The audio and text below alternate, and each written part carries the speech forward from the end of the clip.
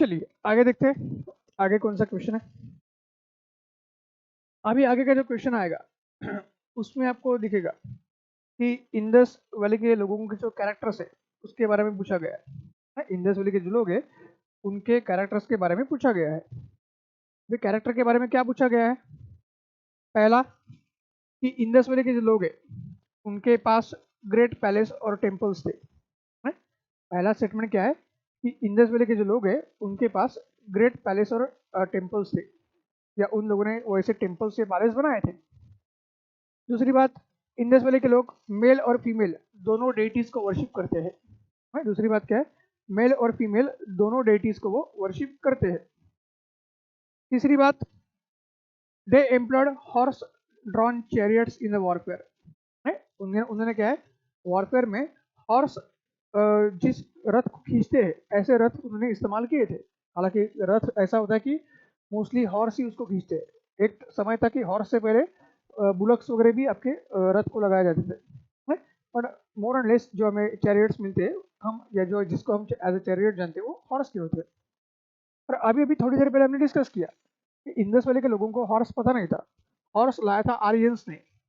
तो तीसरा स्टेटमेंट बिल्कुल गलत हो जाएगा। तीसरा स्टेटमेंट क्या है? बिल्कुल गलत हो जाएगा। और जहाँ पे तीसरा स्टेटमेंट बिल्कुल गलत हो जाएगा, सी ऑप्शन निकल जाएगा। सी ऑप्शन निकल जाएगा।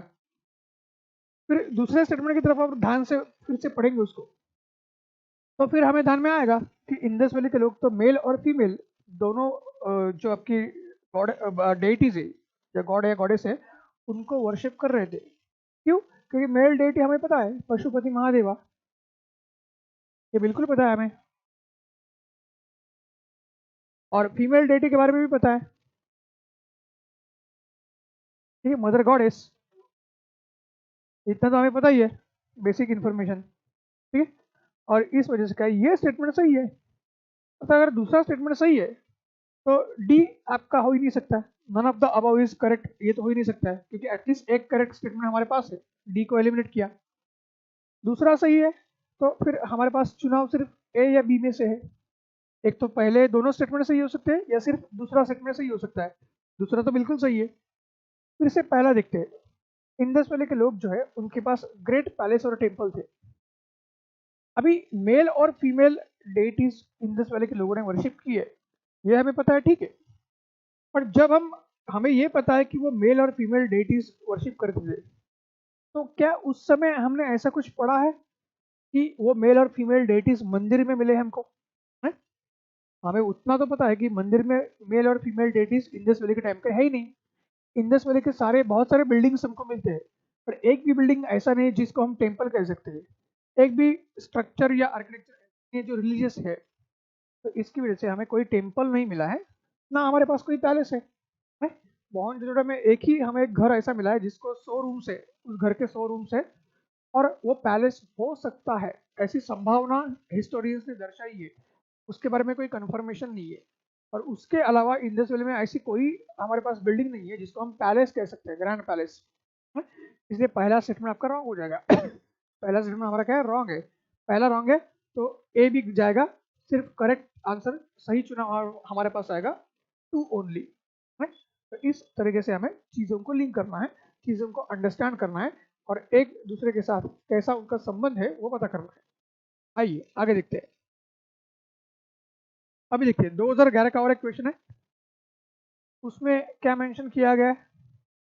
फिर से इंडस वैली के बारे में पूछा है कि इंडस वैली एक प्रीडोमिनेंटली सेक्युलर सिविलाइजेशन था, और उसमें रिलीजियस एलिमेंट जरूर था, लेकिन उसने कभी डोमिनेट नहीं किया है। इंडस वैली में रिलीजियस एलिमेंट जरूर था और था या थे, लेकिन उसने कभी क्या है, उस रिलीजियस एलिमेंट या धार्मिक तत्व ने कभी डोमिनेंस नहीं किया, या कभी धार्मिक तत्व वर्चस्व कर नहीं पाया था, है? दूसरा से दिया है सेंटेंस या स्टेटमेंट, इंडस वैली के समय में कॉटन इस्तेमाल किया गया था मैन्युफैक्चरिंग करने के लिए। इंडस वैली के समय में क्या है, कॉटन मैन्युफैक्चरिंग के लिए यूज किया गया था। अभी दोनों स्टेटमेंट को देखते हैं तो हमें पता चलेगा कि फिर से फैक्चुअल इंफॉर्मेशन को उन्होंने एनालिटिकल वे में रखा है। तो हमें चुनाव करना है, सही चुनाव। और अगर देखते हैं तो स्टेटमेंट्स देखने से हमें ध्यान में आएगा कि ऑप्शन डी तो हो नहीं सकता है? दोनों में से कोई भी स्टेटमेंट आपका सही नहीं है, ऐसा तो बिल्कुल नहीं है। एटलीस्ट इसमें से कोई एक स्टेटमेंट सही हो सकता है, इतना तो हमें ध्यान आता है, क्योंकि जितना हमने बेसिकली खास करके क्या किया है कि ये किया है, हमने इंडस वैली के बारे में पढ़ा है, उसका रिवीजन किया है, अपने आप पता चलता है कि दोनों स्टेटमेंट रॉन्ग नहीं हो सकते। हाँ, क्योंकि कॉटन के बारे में एटलीस्ट हमें पता होता है, भले ही पहला स्टेटमेंट के बारे में थोड़ा सा हम कंफ्यूज हो सकते हैं, बट इंडस वैली के समय में कॉटन था, इतना जरूर हमें पता है। और कॉटन आज भी हम देखते हैं, आज आज के कॉन्टेक्स्ट में या आज के समय में भी अगर चीज़ों को देखते हैं, तो जिस एरिया में इंडस वैली था उस एरिया में आज भी कॉटन बहुत ज़्यादा अच्छे तरीके से लिया जाता है एज अ क्रॉप। तो इसलिए ये स्टेटमेंट सही है, सेकंड स्टेटमेंट सही है, तो हमारा आंसर बी हो सकता है। या अगर पहला सही है कि नहीं वो देखना है, ताकि हम सही चुनाव कर सकते हैं। तो अगर हम देखते हैं कि इंडस वैली में रिलीजियस एलिमेंट्स हमको दिखते हैं, जैसे हमने देखा कि मेल और फीमेल डेटीज दोनों थी, है? पर मेल और फीमेल डेटीज होने के बावजूद कभी भी धार्मिक वर्चस्व दिखा नहीं था। ओवरऑल जितने भी चीज़ें या इंफॉर्मेशन या एविडेंसेस हमारे पास है इंडस वैली के, उसमें हमें ये दिखता है कि कभी भी धर्म का पगड़ा भारी नहीं था, धर्म का वर्चस्व कभी भारी नहीं था, है? और इस वजह से हमें दिखेगा कि धर्म के एलिमेंट्स ये तत्व थे, लेकिन ओवरऑल वो सेक्युलर सिविलाइजेशन था। ओवरऑल क्या है, सेक्युलर वो सिविलाइजेशन था। ठीक है, और इस वजह से पहला स्टेटमेंट भी सही है, और पहला और दूसरा दोनों सही है, तो हमारे पास एक ही ऑप्शन बचेगा चुनाव सी, बोथ आर करेक्ट। तो इस तरीके से हमें क्वेश्चन को सॉल्व करना है। आइए, अभी एक क्वेश्चन है एंशिएंट साइंस एंड टेक्नोलॉजी के ऊपर। इसकी वजह से आपको पता चलेगा कि जो बार बार एक मिसकंसेप्शंस एस्पायरेंट के बीच में क्रिएट किया गया है कि एंशिएंट या मेडिवल मतलब सिर्फ आर्ट एंड कल्चर, बाकी कुछ नहीं आता है, तो ऐसा नहीं है। आप देख सकते हो कितने क्वेश्चन आर्ट एंड कल्चर के अलावा भी पूछे गए हैं। अभी तक हम सिर्फ एंशिएंट देख रहे हैं, इसके बाद मेडिवल भी देखेंगे। 2012 का क्वेश्चन है। तो साइंस एंड टेक्नोलॉजी की जो प्रोग्रेस है एंशिएंट इंडिया की, उसके बारे में क्वेश्चन पूछा गया है। पहला दिया हुआ है different kinds of specialised surgical instruments were in a common use by first century AD. मतलब प्राचीन भारत में लगभग प्रथम शताब्दी से different surgical instruments commonly use किए जा रहे थे, ऐसा बोला गया है। अभी देखते हैं कितना सही है कितना नहीं। हमने शायद पढ़ा भी होगा, क्योंकि ये साइंस एंड टेक्नोलॉजी का एस्पेक्ट शायद हमारा छूटा भी होगा, हमने पढ़ा भी नहीं होगा, पढ़ा होगा तो फिर से याद नहीं आ रहा है, हमेशा का हमारा प्रॉब्लम है। तो कैसे सही आंसर की तरफ आ रहा है। दूसरा, transplant of the internal organs in the human body had begun by the beginning of the 3rd century AD. Human bodies के जो इंटरनल ऑर्गन्स है, जैसे आज हम करते हैं किडनी ट्रांसप्लांट, ठीक है, हार्ट का ट्रांसप्लांट होता है, लीवर ट्रांसप्लांट होता है, तो वैसे उस समय भी ह्यूमन इंटरनल ऑर्गन्स जो है ट्रांसप्लांट किए जाते थे। ठीक, और वो 3rd सेंचुरी एडी से हमें उसके एविडेंसेस देखने को मिलते हैं। तीसरा दिया है concept of the sine of an angle was known in 5th century AD. Concept of the sine of an angle was known in 1st century AD, sorry 5th century AD, 5वीं शताब्दी में किसी भी कोने का जो साइन होता है, और साइन मतलब क्या है, साइन कॉस थीटा, ये ट्रिग्नोमेट्री का बेसिक जो कंसेप्ट है उसकी वो बात हो रही है। तो वो 5th सेंचुरी एडी से हमें पता था, ऐसा उसने बोला है। And concept of cyclic quadrilateral was known in 7th century AD. Concept of cyclic quadrilateral, ये भी आपका ज्योमेट्री एंड ट्रिग्नोमेट्री से ही एसोसिएटेड कंसेप्ट है। वो इंडिया में 7th सेंचुरी एडी से हमें पता था इंडियंस को। अभी सभी स्टेटमेंट हमने पढ़े, पर फिर भी हम जहाँ है वहाँ ही है, हमें पता ही नहीं चल रहा है कि ये सारा पढ़ा है हमने या नहीं पढ़ा है, कुछ पता नहीं चल रहा है कि एंशिएंट इंडिया में क्या हुआ है क्या नहीं, कुछ आइडिया ही नहीं लग रही है। फिर भी हम कैसे आंसर की तरफ आ सकते हैं, कुछ भी नहीं आ रहा है हमें, पर फिर भी एक क्ल्यू है हमारे पास। कैसे, जैसे होता है ना वो डिटेक्टिव्स वगैरह हमारे, जैसे सीआईडी वगैरह सीरियल्स चलते हैं, तो इंटेलिजेंस हमारा एक सुराग पकड़ के फिर एक सुराग से हम पूरी केस सॉल्व किया जाता है, वैसे ही यहाँ पे है। देखिए, इतना तो हमें पता है एंशिएंट इंडिया पढ़ने के बाद या आर्ट एंड कल्चर पढ़ने के बाद। थोड़ा सा हमें आर्यभट्ट नाम का कोई चीज़ हमने नाम सुना है, ठीक, किसी एक पर्सन का नाम है। वराहमिहिर थोड़ा सा हमने सुना है, ठीक, और आपका ब्रह्मगुप्ता, ऐसे 3 एंशियंट एस्ट्रोनॉमर्स प्लस मैथमेटिशियंस, उनके हमने नाम सुने हैं। हैं? और अगर आप देखते हो 5th सेंचुरी एडी, तो लगभग आर्यभट्ट और वराहमिहिर इसी 5th सेंचुरी एडी में आपको दिखेंगे। और आर्यभट्ट और वराहमिहिर जो है, उन्होंने मैथमेटिक्स इंक्लूडिंग ज्योमेट्री उसमें बहुत अच्छा काम किया था। हैं? तो उस आधार पर हमें पता चलेगा, उस थोड़ा सा जो हमारा नॉलेज है उसको कनेक्ट करके थोड़ा सा लॉजिक लगा के हमने मान लेते कि तीसरा स्टेटमेंट सही है। हैं? ये साइन ऑफ एन एंगल जो है ट्रिग्नोमेट्री के कंसेप्ट, ये 5th सेंचुरी में पता था, ये हमने मान लिया तीसरा स्टेटमेंट सही है। तीसरा सही है मतलब पहला निकल जाएगा, पहला ऑप्शन एलिमिनेट करो। है? सिर्फ 1 और 2 हो नहीं सकता है तीसरा अगर सही है तो। और लग भी रहा है ऑप्शन के हिसाब से कि तीसरा सही हो सकता है कि बाकी सारे ऑप्शंस में 3 इंक्लूडेड है, तो तीसरा सही है। तो क्या सिर्फ 3 और 4 सही है? पहले 2 भी गलत है, वो भी हम बोल नहीं सकते। ठीक है, फिर अभी देखो तीसरे स्टेटमेंट में क्या बोला है, trigonometric point of view sine of an angle हमें पता है, और एंगल का अगर साइन पता है, ठीक है, तो फिर क्वाड्रिलेटरल जो है और क्वाड्रिलेटरल के जो इक्वेशंस है वो सॉल्व करना फिर आसान हो जाता है। बेसिक ट्रिग्नोमेट्री और ज्योमेट्री पता है तो फिर कॉम्प्लेक्स ज्योमेट्रिकल इक्वेशंस सॉल्व करना आसान होता है।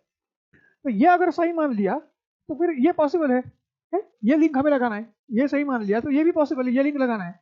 और 5वीं सेंचुरी में ये आया और ये 7वीं सेंचुरी की बात कर रहा है, तो 200 साल बाद डेफिनेटली इतना नॉलेज मैथमेटिक्स और आपका एस्ट्रोनॉमी का एडवांस तो होगा ही कि हम क्वाड्रिलेटरल्स को सॉल्व कर सकते हैं। और इस स्टेटमेंट, ये स्टेटमेंट सही है, इसका और एक लॉजिक बता रहा हूँ मैं। जितने भी नॉर्मली मैथमेटिशियंस और खास करके ज्योमेट्री के एक्सपर्ट्स जो इंडिया में देखे हमको, एंशिएंट इंडिया की बात करेंगे, ज्यादातर आपको जैन मॉन्क्स मिलेंगे। हैं? वो जैन मॉन्क्स थे, जैन साधु, जो जैनिज्म के प्रिंसिपल्स को स्प्रेड करते थे।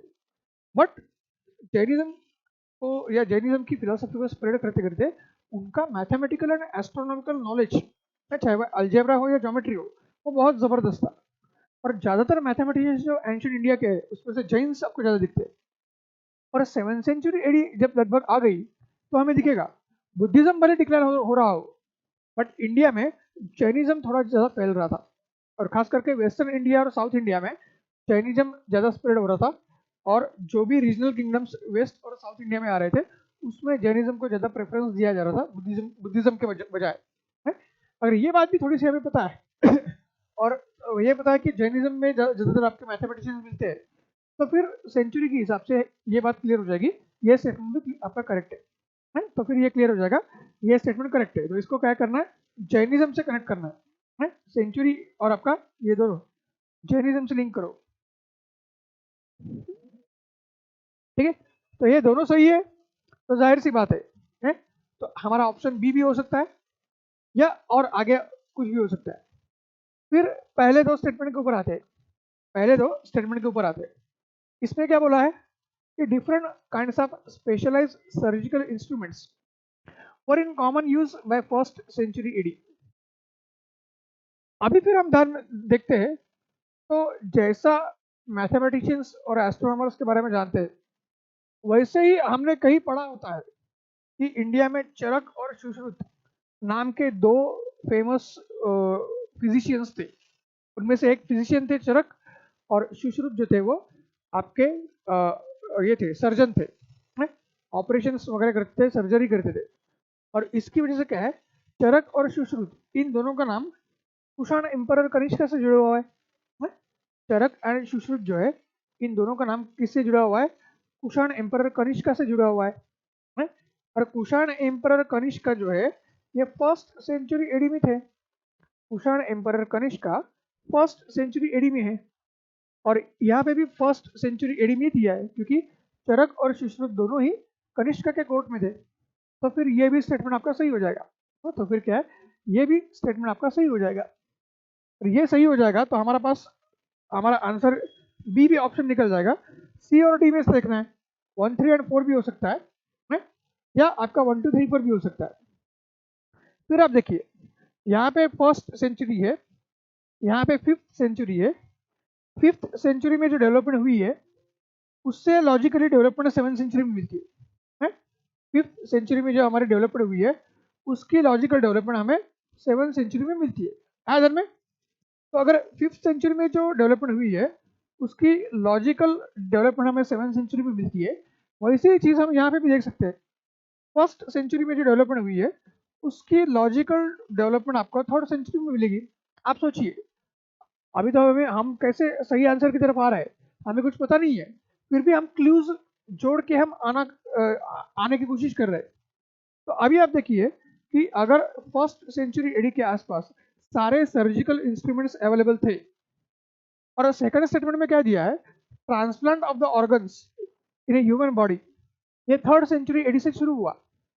तो जो सर्जिकल इंस्ट्रूमेंट्स है वो सर्जरी करने के लिए इस्तेमाल होते हैं, और ह्यूमन बॉडी के इंटरनल ऑर्गन्स का अगर ट्रांसप्लांट करना है इसके लिए भी हमें सर्जरी की जरूरत पड़ती है, और उसके में भी सर्जिकल इंस्ट्रूमेंट्स यूज होंगे। ठीक है, तो अगर 1st सेंचुरी एडी के आसपास सर्जिकल इंस्ट्रूमेंट्स आ गए तो फिर 3rd सेंचुरी एडी में इंटरनल ऑर्गन्स का ट्रांसप्लांट आराम से हो सकता है।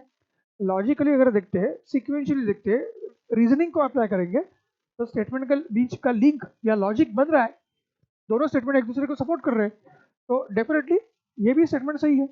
डेफिनेटली क्या है, ये भी स्टेटमेंट हमारा सही है, और ये भी अगर स्टेटमेंट सही है तो फिर हम क्या देखेंगे, अपने आप हमें पता चलेगा कि स्टेटमेंट सही होने की वजह से, स्टेटमेंट सही होने की वजह से हमारे चारे ऑप्शन सही है, हमारे क्या है, चारों के चारों ऑप्शन सही है, और चारों के चारों ऑप्शन सही है तो हमारा आंसर डी आएगा, है हमारा आंसर क्या आएगा, डी आएगा। ठीक है, ये पॉइंट हमें ध्यान में रखना है कि किस तरह से हम बेसिकली आ रहे हैं हमारे सही चुनाव की तरफ, है। तो ऐसे बिल्कुल जीरो हमें पता था, है, बिल्कुल भी एक जीरो पता था हमें किसी एक एंशिएंट साइंस एंड टेक्नोलॉजी के बारे में, बट जीरो से हम हीरो बन गए, जीरो से क्या बन गए, हम अपने आप हीरो बन गए। ठीक, तो ये क्वेश्चन सॉल्व करने का तरीका होता है। क्या होता है, क्वेश्चन सॉल्व करने का ये तरीका हमारा होता है। और यहाँ पे हमारा डी आंसर आएगा, सही चुना।